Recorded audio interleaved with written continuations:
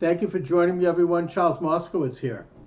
So, President Trump has announced that our American forces are going to be coming home from northern Syria. About an estimate 100 to 200 forces.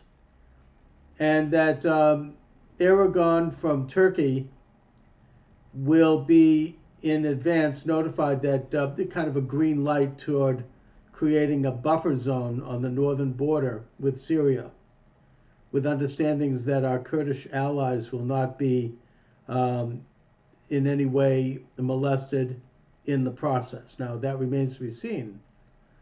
But I think that this is a major turning point in American history, if not world history, potentially.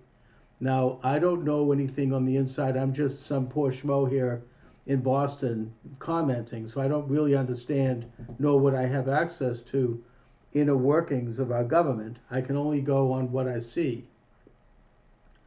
But what I see from President Trump's tweets is that he understands that America's perpetual wars, which have been going on really since World War I and even before, is a policy that must end, that we must focus primarily on our own national defense, of which President Trump has done a brilliant job. He has rebuilt our military forces and at the same time asked our allies to provide for their own defense, as in the case of NATO nations, basically stepping up and paying for their own defense in advance of possible American withdrawal there as well. And this is a major sea change. This is a great historic time. President Trump is the first president since Coolidge to engage in such a policy. And the same people are screaming now, and they're calling him an isolationist, and just like they did back then. And that includes both Democrats and Republicans, the entire establishment. This is a sacred tenet for them. Perpetual War for Perpetual Peace.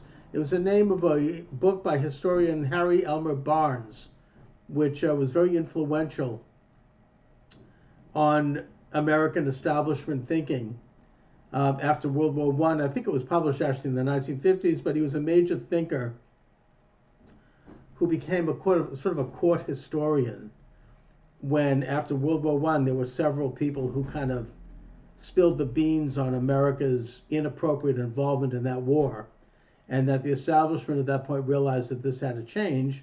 That's one of the reasons they established the Council on Foreign Relations in New York in 1924, and other sort of think tanks who wanted to keep America entangled in world conflicts perpetually as a means of eventually changing the United States into a providence of the world.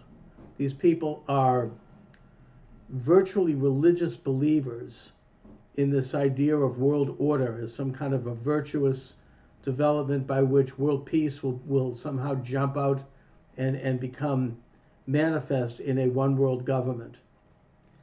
And they have operated both out in the open and secretly since that time. I believe that had everything to do with World War I and America's involvement in it, which was the brainchild of Edward Mandell House, Colonel House, who was a chief advisor to Woodrow Wilson. And ever since then, we've been involved in perpetual wars, a terrible loss of American life and American treasure, and it has not resulted in world peace. Quite the opposite. So I think that President Trump is the first president in recent years, as I say, since Coolidge, even before, to simply say, America first. We're going to defend American life, American liberty, American property, American capital, and we're going to, while supporting our allies, we are not going to be engaged in nation building and perpetual building of nations. And if there's any region in the world where our involvement has been counterproductive, and I say this in retrospect, it is probably the Middle East. Now, I'm not an isolationist in the classic sense. I'm not suggesting that we should pull everything out of the Middle East. We have bases both in Turkey and in Saudi Arabia, and we certainly should keep those where they are, assuming those nations want them there. But we don't have to send armies into Iraq and Syria and Libya and Yemen, God forbid, and these other squabbles where our involvement is not clear and it's actually counterproductive. These nations and these tribal areas where you have people who are into an internecine conflict that probably goes back at least many, many centuries, we have to let them solve their own problems. We have to stand up and say that if it appears that their problems could become our problems, we'll take action for sure. You know, you never take the sword off the table. And I think if we focus on the technology of how to do that, we could eventually be in, and we probably already are in a place where we could take really decisive action without risking American lives, and actually with risking the minimal number of foreign lives, if any, while at the same time preserving America's position as a freedom. We don't need to have armies there constantly risking their lives. That's an old, antiquated approach anyway.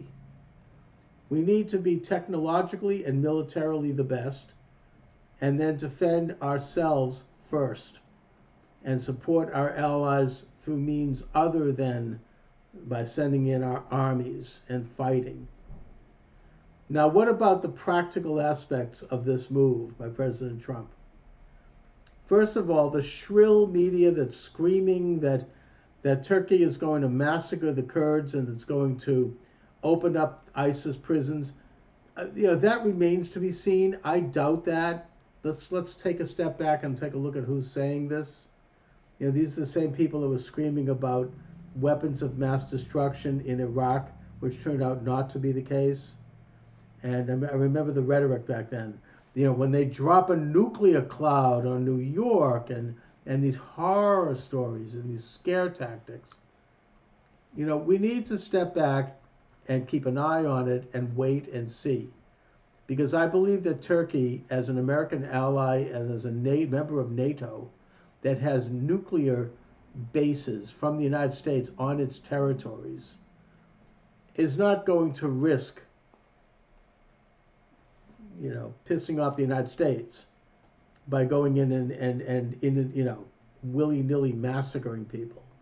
I think that from what I understand, and again, my information is no different than anyone else's, the conversation with Erdogan and Trump is basically, it basically identified the need for Turkey to have a cordon sanitaire in Syria on the border, where they can basically absorb refugees without bringing them into Turkey and thus into Europe, which I think benefits everyone, including the Syrians. And at the same time, a countervailing force against Iran, which has a proxy state in Lebanon and virtually a proxy state in Syria. This is good for a balance of power in the region. It's actually good for Israel, frankly, because if Iran can be cut off in terms of its supplies to Lebanon by Turkish forces entering the region, then that's going to create a good, solid, old-fashioned balance of powers that keeps all sides in check, including Israel, and thus maintains not necessarily a peace, but a virtual peace, a movement away from a war footing. I think it's also true that Israel has virtual normal relations at this point with Saudi Arabia. And while it doesn't have great relations with Turkey, it trades with Turkey. And I think there are embassies in both countries. So, I don't think that there's a major risk for Israel. I think it's actually good news for Israel. But I think more importantly, it balances powers in the region and it helps the United States withdraw. And I hope that it's followed up by more withdrawals by American forces throughout the world. President Trump said he would do this in his campaign and in his inauguration. And this is the will of the American people. It's the right thing to do. I hope that he means it. I hope that he's doing it. It's remarkable that he's even saying this. It's never been actually publicly uttered. I think that if this very well may be the whole motive behind this the slow motion coup d'etat against him, the fact that this is the crown jewel of the internationalist globalist left. You know, it's unthinkable for them that the United States would not be constantly engaging in wars around the world. It's absolutely intolerable for them. And he's articulated this principle clearly.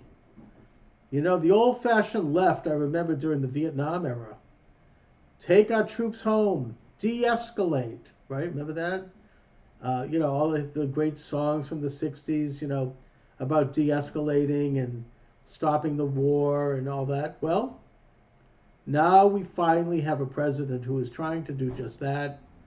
And whether or not you like him, whether you understand why you don't like him, if you don't, because you probably don't understand it, let's take a look at this policy and let's get behind it if we care about peace and we care about stopping the war and we care about stopping the killing of Americans needlessly. Let's stop these wars. Let's bring our troops home. Let's stand strong in the world. And from my standpoint, I congratulate President Trump for this policy, this very brave policy. And I think that it's something that we all need to get behind. Anyway, thanks for watching, everyone. Charles Moscowitz. Have a great day.